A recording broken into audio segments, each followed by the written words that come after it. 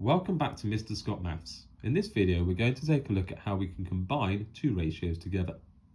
In this question, we are given the ratio A to B, which is 2 to 3, and the ratio B to C, which is 6 to 7. And we're asked to combine these two ratios together to create the ratio A to B to C. Now, to start any of these types of questions, I'm going to first of all write out my ratio A to B to C and list these two ratios in columns underneath. So for A to B, I have 2 to 3.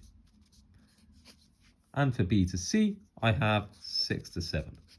See how I've written them in columns underneath their letters, but they're not in the same row yet because they're not yet combined. Now I'm going to combine these ratios using equivalent ratios.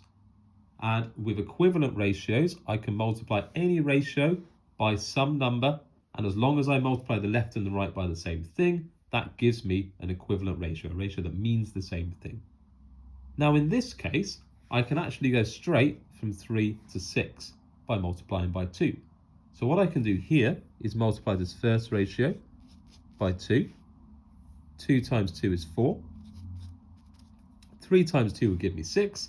And I actually already have my 7 here for my C. So for this question, I'm done. My combined ratio is 4 to 6 to 7. In this second question, we're given the ratio of A to B as 4 to 7, and our ratio of B to C is 6 to 11. And again, we want to find the ratio A to B to C. So let's start by writing this out. A to B to C, where A to B is 4 to 7, and B to C is 6 to 11. And again, I'm going to use equivalent ratios to combine these two together. Now I can't multiply 7 by anything easy to get to 6. I can't do the same with 6 to 7, so I have to do this one slightly differently. Now what I'm going to do here is still notice the fact that we've got a B for both. And what I'm going to do is multiply each ratio by the opposite B value. The first ratio, 4 to 7, I'm going to multiply by 6. We'll see what happens. So we times by 6. 4 times 6 is 24. 7 times 6 is 42. Now this second ratio, I'm going to multiply by the 7. And again, let's see what happens. So we times by 7. 11 times 7 is 77. And 6 times 7, well, that gave us the 42. It's still exactly the same. So the answer we've got is our final answer. We've combined the ratios. A to B to C will be 24 to 42 to 77. In this last example, we're told that A to B is 8 to 3 and B to C is 7 to 5. And again, we want the ratio A to B to C. So I write out my A to B to C, where A to B is 8 to 3 and B to C is 7 to 5.